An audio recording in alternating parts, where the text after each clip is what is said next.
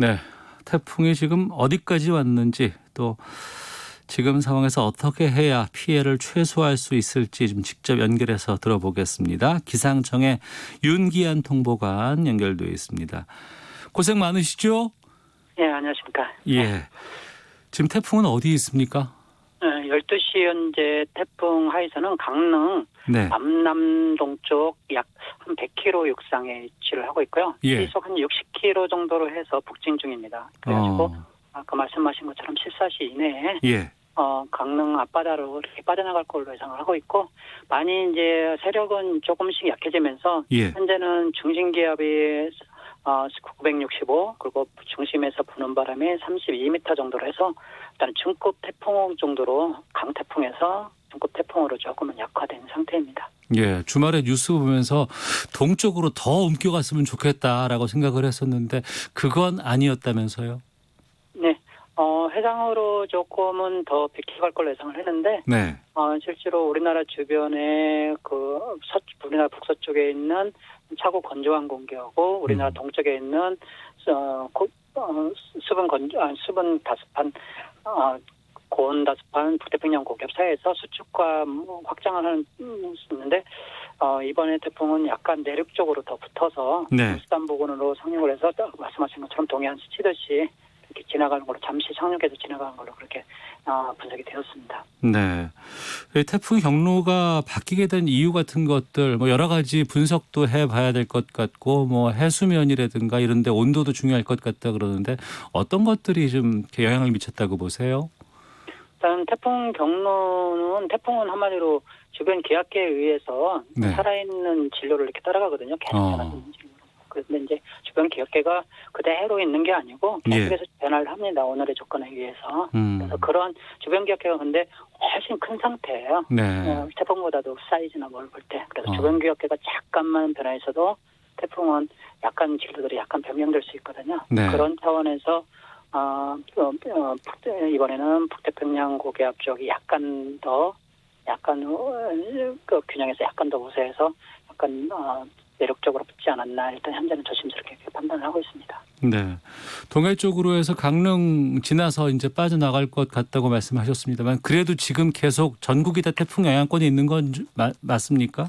예, 일단은 제주도나 이런 데서는 태풍 12시보로 태풍특보가 일반 특보로 해서 변경되면서 태풍에서는 바람이 불더라도 태풍에서는 점차 멀어지고 있고요. 예. 그다음에 남부지방도 실질적으로 비가 많이 그쳤습니다. 전라남도나 경상남도, 그리고 경상북도 일부 지역만, 끝에리 지역만 비가 오고 있고, 예. 그리고 지금 현재 그들 지역에서는 이제 바람만 조금 불다가 바람도 오후에 남부지방은 점차 잦아들 걸로 그렇게 예상을 하고 있습니다. 단지 이제 중부지방에서 특히나 태풍하고 가까운 강원 동해안 쪽이 지금까지 한 200mm 가량 강수량이 내렸는데, 지금도 시간당 한 60mm 강수량이 강원 산지 쪽에서 계속 내리고 있거든요. 강원 동해안. 이들 지역에서는 오늘 오후까지는 한 4, 5시까지는 강하게 비가 내릴 거거든요. 시간당 4, 50mm 해서. 예. 그러니까 이들 지역에서는 비 피해는 굉장히 조금 조심을 해야 하고, 하나는 또 의외로 이제 태풍하고 많이 떨어진 서해상에 비가 좀 강하게 오는 데가 있습니다. 충청도나 경기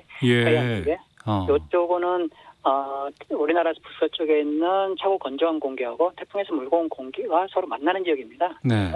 그들 지역에서도 비가 크게 강하게 내리고, 바람이 또 태풍이 북한 쪽으로 가더라도 바람이 밤새에 조금 돌풍식으로 불었다, 강하게 불었다 안 불었다 할 수 있는 개연성이 굉장히 크거든요. 그래서 중부지방은 태풍이 멀어지더라도 일단은 강풍 중심은 계속 해야 한다, 이렇게 말씀드리고 싶습니다. 태풍 보도하면서 태풍이 한반도를 빠져나갔습니다. 그러면은 이제 다 끝났나 보다 생각할 수 있을지 모르겠지만 지난번에 마이삭 때 보니까 울릉도, 독도 쪽 이쪽에 상당히 많은 피해가 있었다고 하더라고요. 지금 울릉도도 좀 그런 상황이 있을 수 있겠죠?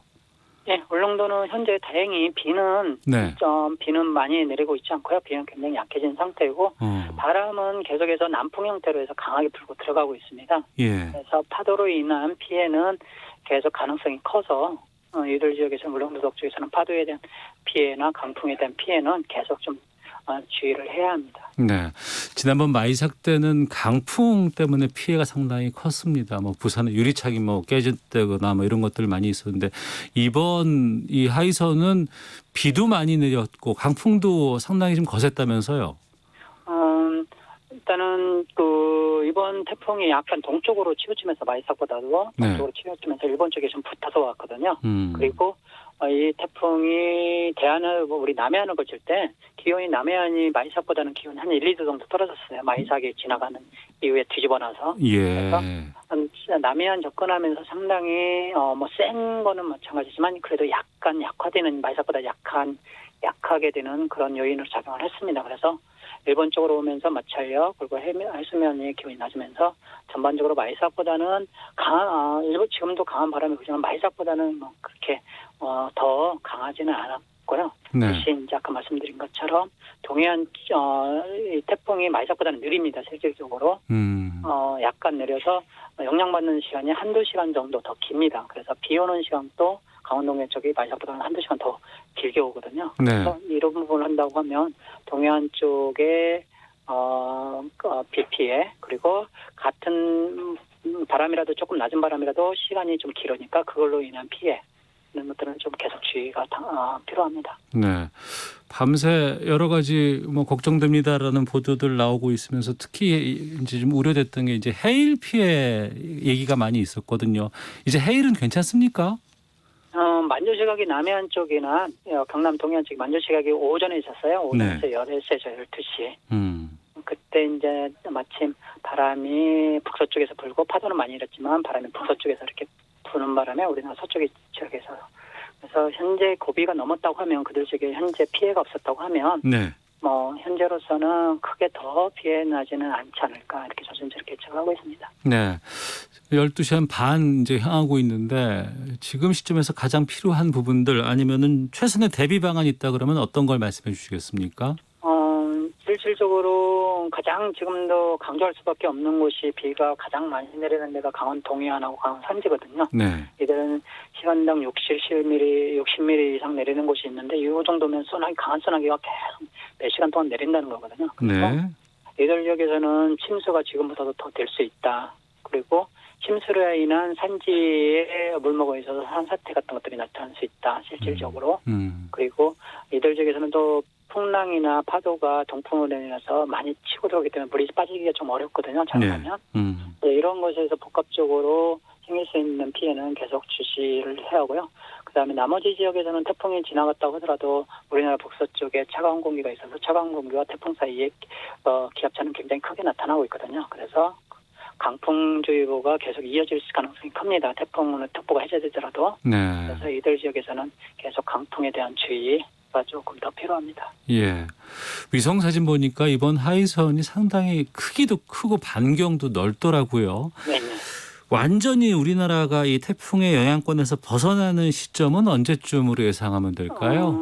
오늘 밤에 청주를 북한 청진을 지나서 중국 쪽으로 내일 새벽 정도 지나서 거기서 저기압으로 보내면서 소멸은 될 것으로 예상을 하고 있습니다. 그래서 태풍의 특보들은 대부분 오늘 오후하고 밤 사이에 점차 순차적으로 해제가 될 건데 아까 말씀드린 것처럼 계속 우리나라의 주위에 찬 공기가 있고 태풍 사이에서 기압 강도가 높기 때문에 강풍주의보로 해서 내일 새벽이나 아침까지는 중부지방으로 해서는 강풍주의보가 계속 날 수 있는 가능성이 있다. 이렇게 말씀드리겠습니다. 밤새 고생하셨을 것 같은데 윤기한 통보관도 그럼 오늘 밤에는 좀 집에 들어가실 수 있으세요? 일단은 상황을 조금 더 보고 지나가는 거 봐야 할 것 같습니다. 그렇군요. 마이삭 때도 이런 질문 드렸던 것 같은데 또 태풍이 옵니까? 마이삭 때는 그때 말씀드렸을 때는 실제로 한 2, 3일 후에 미래세계의 날씨에 대해서는 수치 모델이라는 프로그램에 의존할 수밖에 없거든요. 네. 이제 그 수치 모델의 확률이 조금 높은데 마이삭 때는 이번 하이산의 그 태풍에서 하이산의 그 태풍 발생을 갖다가 어느 정도 포착을 했었는데 네. 지금 현재로서는 2, 3일 후에나 아니면 일주일 이내에서도 모델에서 수치 모델에서 우리나라 거든 외국이거든 다 일단은 태풍이 나타날 징조는 없습니다. 그래서 지금 많이 이제 언론에서 나오는 것처럼 11호 태풍이 바로 올 것 같은 그런 정도는 아니고요. 네. 당분간은 5일이나 일주일 이내는 우리나라에 영향 줄 가능성은 없다. 이렇게 말씀을 드리고, 하나는 이제 근데 10월 달까지는 북태평양 고기압의 북태평양의 기온이 높아서 수온이 높다 보니까 태풍이 언제든지 발생할 수 있습니다. 네. 그래서 현재까지 한 10개 정도가 만들어졌는데 평년에 보면 한 4개 정도까지 만들어지거든요. 북태평양에서. 그럼 앞으로도 13개 정도는 통계적으로 본다면 만들어질 수 있는 여건이거든요. 예. 그러면은 만들어진다고 하면 우리나라는 우리나라가 10월 달까지는 북태평양 고기압에 가장자리 들었다가 일본 쪽으로 들었다가 이렇게 해야 되는 상황이어서 우리나라 쪽으로 북태평양 고기압이 조금만 올라오면 태풍 만들어질 때 우리나라 올 가능성은 있다. 네. 근데 이제 통계적으로 보면 1-2개 정도는 영향을 줄 수 있다. 이 정도로 저희가 분석을 하고 있습니다. 알겠습니다. 좀 바람대로라면은 이제 그만 왔으면 좋겠어요. 좀 너무 고생 많으십니다. 자, 오늘 말씀 여기까지 듣겠습니다. 고맙습니다. 네, 감사합니다. 네, 기상청의 윤기한 통보관이었습니다.